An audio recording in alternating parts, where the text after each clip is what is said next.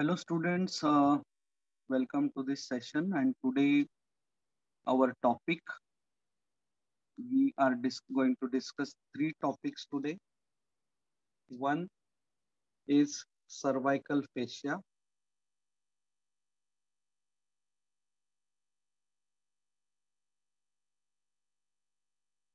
two is posterior triangle of the neck, and three is sternocleidomastoid muscle. Sternocleidomastoid muscle. So let us start with the first topic, and that is the deep cervical fascia. The deep cervical fascia. The deep cervical fascia of the neck. It is nothing but the deep fascia of the neck, and it has three components. The outermost component is called as investing layer. Then the middle component is called as pretracheal layer, or anterior component below the investing layer is called as pretracheal. And the third component is prevertebral. The prevertebral. Now let us go one by one and study the attachments of investing layer of deep cervical fascia. If you look into your textbook, the investing layer of deep cervical fascia, its attachments, they seem to be very, very complicated. But to make it easy, it has investing layer has four attachments. Attachment which is superior, attachment, superior attachment, inferior attachment, anterior attachment, and posterior attachment. Superior attachment will be at the areas of norma basalis. So suppose this is the skull. So this is the posterior aspect. This is the posterior. Here is the external occipital protuberance. Okay. So from there are the superior nuchal line. So that will be the attachment of the investing layer. It will be attached to the external occipital protuberance, superior nuchal lines, and then it will go up to mastoid. It will go up to mastoid. And here till mastoid, it will enclose the trapezius muscle also. Beyond mastoid, it will enclose the sternocleidomastoid muscle, and then it will go ahead. Okay, and then it goes to the mandible. So mandible is there on the anterior aspect. Okay, it goes to the mandible.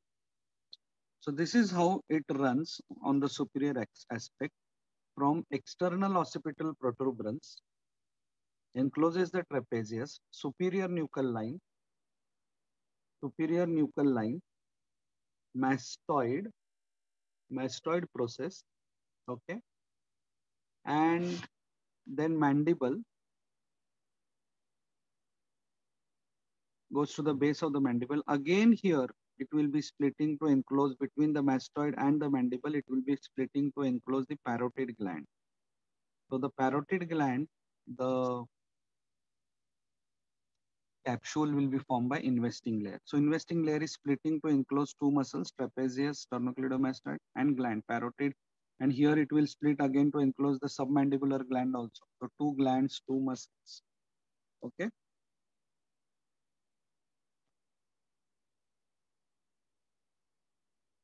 Now what is the inferior attachment? What is the inferior attachment of the sternocleidomastoid muscle? Now let us check for that. Inferior attachment of the sternocleidomastoid will be at the spine of the scapula, acromion process, clavicle, and manubrium. So if you look at the structures below, on the posterior aspect, will be the spine of the scapula turning to become the acromion. So it will be attached like this. And then attached to acromion is clavicle. Okay, so spine of the scapula, acromion, then clavicle, and then here will be manubrium. So the attachment, don't be too much scared about attachment of investing layer. So it is along the spine of the scapula, acromion, clavicle, and mastoid. Again, here it will be splitting to enclose the supraclavicular space. It will be enclosing to splitting to enclose the suprasternal space.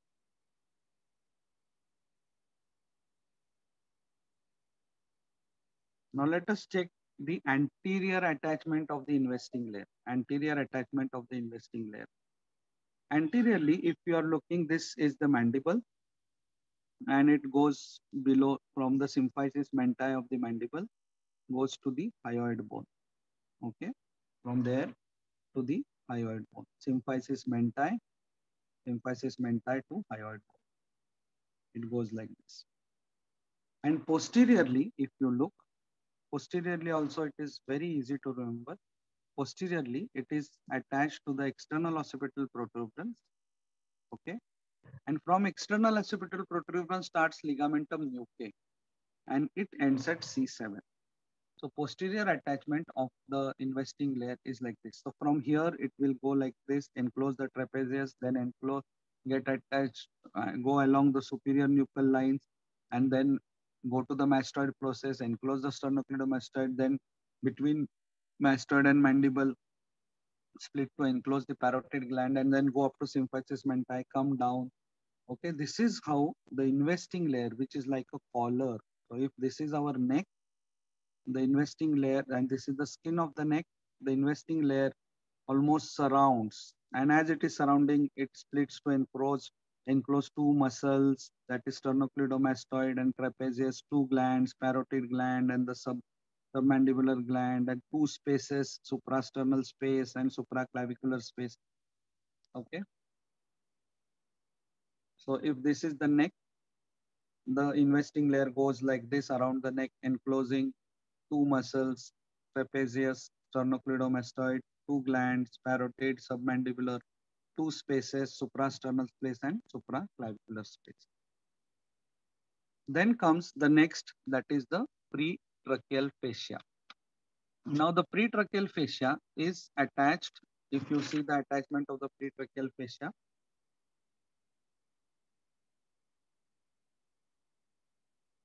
pretracheal fascia. So there are three layers: investing layer, pretracheal fascia, and prevertebral fascia. Now the pretracheal fascia is attached to the, its attachment starts from the hyoid bone. So suppose this is the hyoid bone. It starts from the hyoid bone in the median plane, and then it goes to the thyroid cartilage. Below the hyoid bone is thyroid cartilage. So on the thyroid cartilage, is the oblique line. So from hyoid bone, the attachment is on the thyroid cartilage. Okay, and then it goes to the cricoid cartilage. Below the thyroid cartilage is cricoid cartilage. And in this whole process, it actually splits. It actually splits and encloses the thyroid gland, which is here, thyroid gland.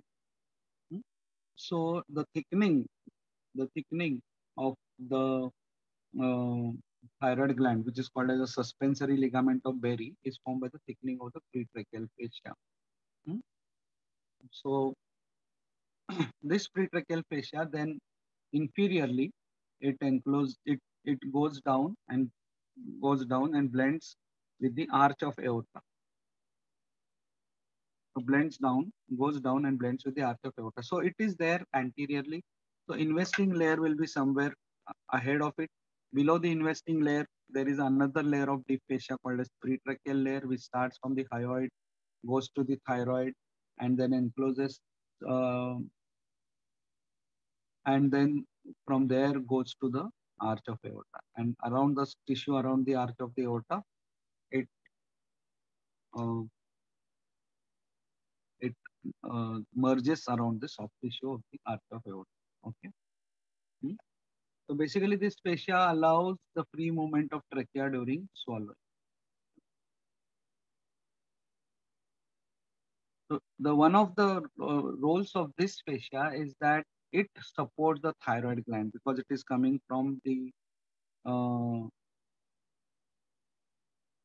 coming from the hyoid bone, and as if it suspends the thyroid gland by this suspensory ligament, the ligament of Berry. Now let us look at the another layer, which is the prevertebral layer. Okay, prevertebral. This prevertebral layer, this prevertebral layer, it is behind. The prevertebral layer is behind. Okay, so this prevertebral layer will be attached superiorly to the base of the skull. It will be attached to the base of the skull. So suppose this is the base of the skull, and then from there it goes down and gets, and of course the vertebral column is here. At the level of T4, it gets attached to the lower border of T4 vertebrae. Okay. So the vertebral column is here and the skull base is here, and there are many vertebrae over here. And at the level of T4, it gets attached. So it is covering the vertebral column from the anterior aspect. This is the anterior aspect. This is the posterior aspect. This is the base of the skull. Okay, so this is skull base. So what is happening? This is anterior, this is posterior. You are looking from the side. These are the vertebrae. So it is covering.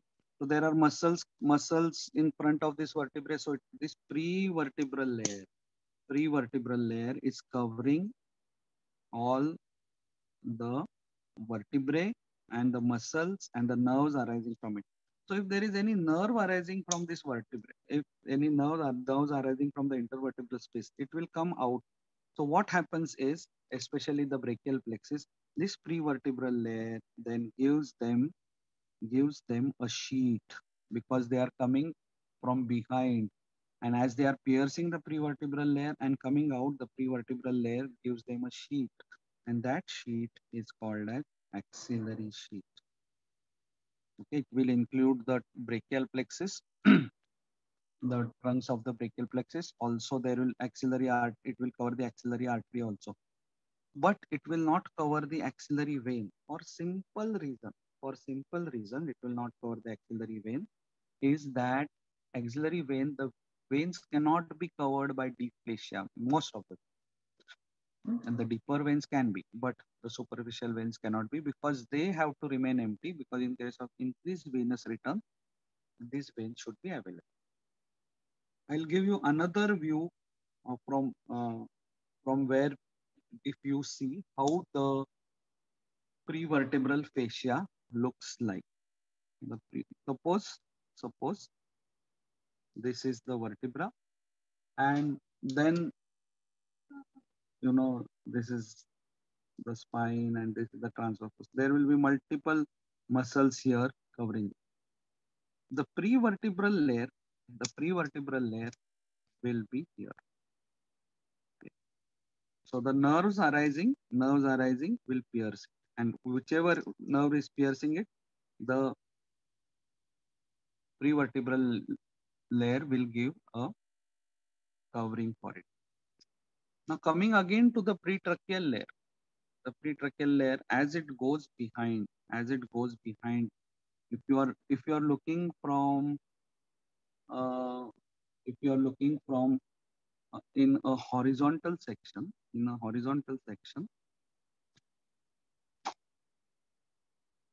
if you are looking at a horizontal section, the pretracheal layer looks something like this. And then after covering the thyroid gland. So this is the thyroid gland. The pretracheal layer covers the thyroid gland. Okay. Behind here is the vertebra, and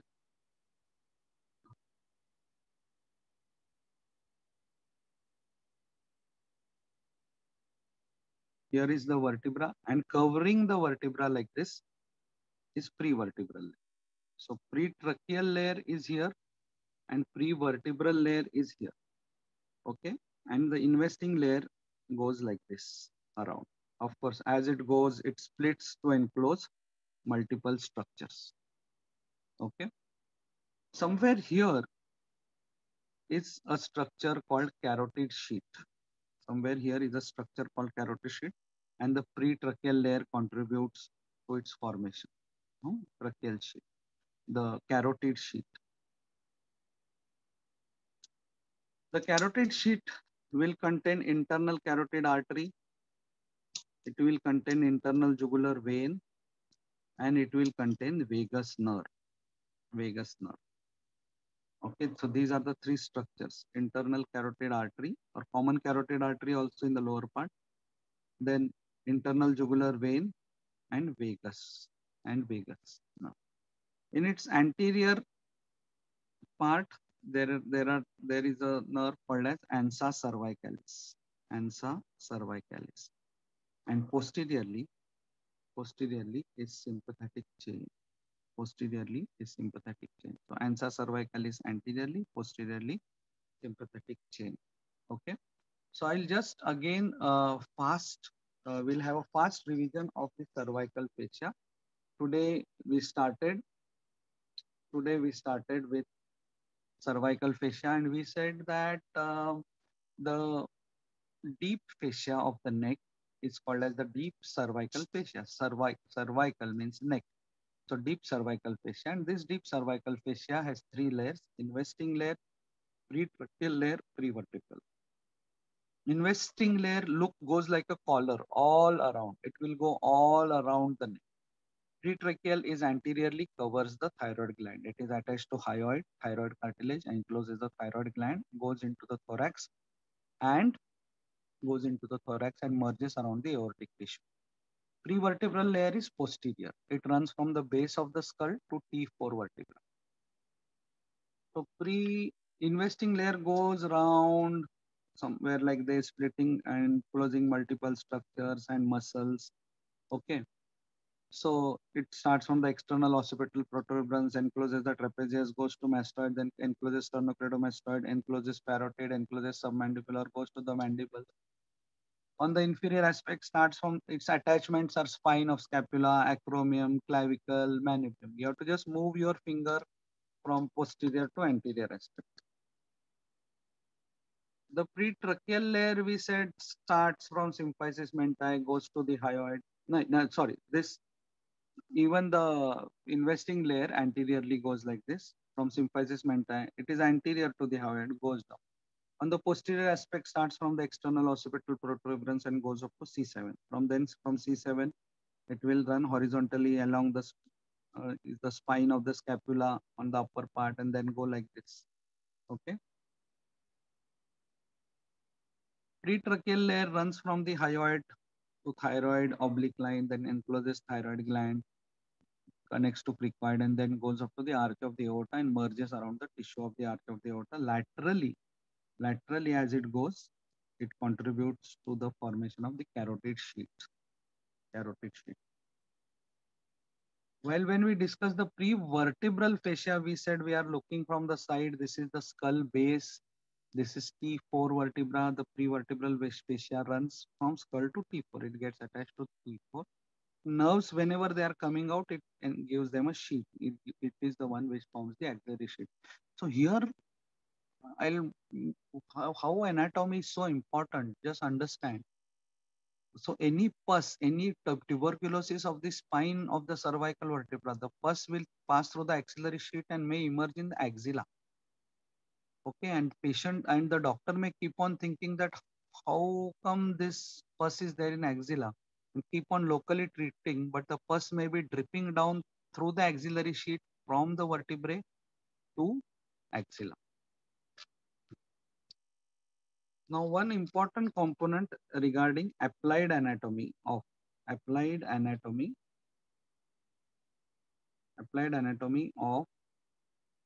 the deep cervical fascia.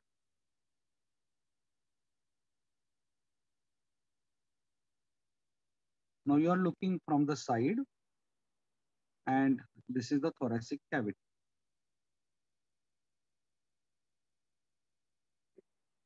Okay, just give me a second for adjusting this.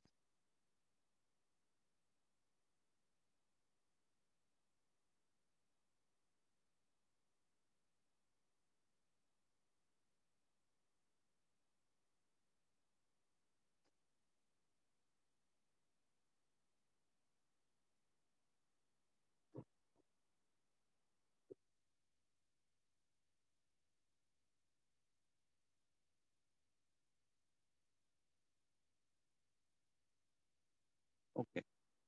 So this you are looking from the side, and this is the anterior aspect. This is the posterior aspect.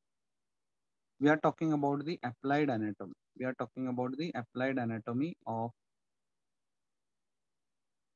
We are talking about the applied anatomy of the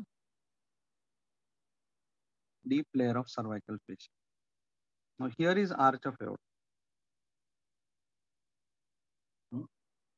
Arch of aorta. The pretracheal layer goes and gets attached to the arch of aorta. The prevertebral layer goes and gets attached to T4 level. Now there are so this is pretracheal layer, this is prevertebral layer. Now there are following possibilities. Pus in front of pretracheal layer, which it will pass from superior mediastinum to anterior mediastinum, because here will be the middle mediastinum, right? Here is the middle mediastinum, the pericardium. Superior mediastinum to anterior mediastinum. Pus between pretracheal layer and prevertebral layer will pass from superior mediastinum to posterior mediastinum. Pus between pretracheal and prevertebral will pass from superior mediastinum to posterior mediastinum. While because the prevertebral layer gets attached to T4, pus behind the prevertebral layer remains restricted to superior mediastinum only. It doesn't pass to posterior mediastinum because prevertebral layer gets attached to T4. So again, I'll repeat, this is pretracheal layer, this is prevertebral layer. Pus in front of pretracheal layer passes from superior mediastinum to anterior mediastinum. Pus between pretracheal and prevertebral passes from superior mediastinum to posterior mediastinum. And pus behind the prevertebral remains restricted to superior mediastinum because the prevertebral layer is attached to T4.